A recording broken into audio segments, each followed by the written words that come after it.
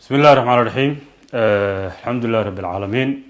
الصلاة والسلام على رسول الله صلى الله عليه وعلى آله وصحبه وسلم. عاوة أبارة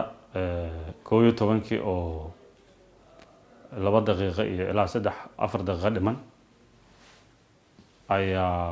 أنيقو مريا إسجوزكا أغاغاركا إسجوزكا مرينا waxaa la xabadiyey waxa badal lagu soo riday badan gaarigii aan la socday iyo gaarigii ciidamadeyda oo ila socday ilaah baa naga badbaadiyey arrinkaas anagoo nabadna ayaan ku soo noqonay meeshii aan u soconay waxaan aada uga xumahay ciidan yaqaana gaarigayga oo yaqaana askarta ila socota inay xabadeeyeen koleydii aan la socday waxaa la ii sheegay in ciidanka la keenay caawa isgoosyada qaybo ka mid ah isgoosyada magaalada muqdisho isgoyska mariina ilaa isgoyska sanca ilaa fagax ay ahaayeen ciidamo cusub oo aan ka tirsanayn degmooyinka maxaa yeelay degmooyinku waa yaqiineen gawaarideena waa yaqiineen maanta ayaan hore meesha u marnay soo noqodkii aan soo noqonayo xaafadda mas-uuliyiintu ay degan yihiin ee cabdicasiis iyo kaaran aan ku soo noqonayay ayaa falkaani dhacay caawa markii hore aan meesha marayay ciidankaas ma joogin markii aan soo noqonayay ayaana falkaasi dhacay dad mas-uuliyiin ayaa meesha taagnaa baa laygu yidhi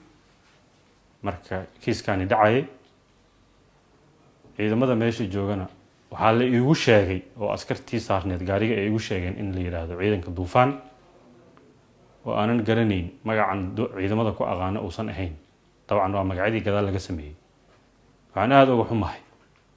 xumahay ciidankii aan soo dhisay oon taliyahoodii ahaa oon ka soo maray waxaan ku idhaahdaa dhib badan inay caawa xabadeeyaan gaarigii aan la socday mas-uuliyad darradda intaa la eg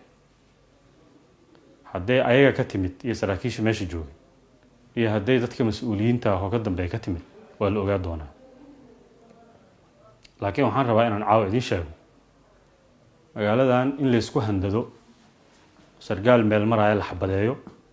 la qashqashaado adeerow dadku ku cabsan maayaan kuna baqi maayaan aniga saa ay ogtihiin waxaan ka mid ahaa dadka ilaaliya wax badan xeeriya dhawaqkaygaa lama maqal dhibkaygaa hoon dad u geysta lama maqal wax badan oo khaldan oo dowladnimada ku khaldan oo dadnimada ku khaldan oo karaamadeenna taabanaya cirdigeenna taabanaya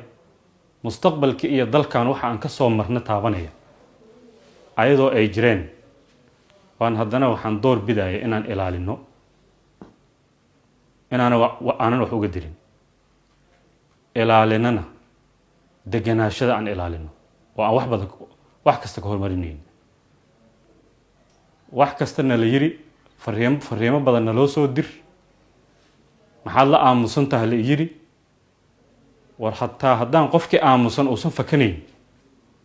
qofkii aamusan oo khaladka soo dhacaya ka aamusan hadduusan fakanayn de ma garanayo meesha loo socdo wax kasta marka la yiri maxaad la aamusan tahay la yiri caawa ayaa la iga hadal siiyey dadka iga hadal siiyey ma mahadin doonaan ilaahay idinkiis ilaahay idinkii ma mahadin doonaan umana qaadanaya waxa dhacay wax shil yar ah wax ku talagala bay ahayd isku day dil oo abaabulan bay ahayd sidaan aaminsanahay waa in baaritaan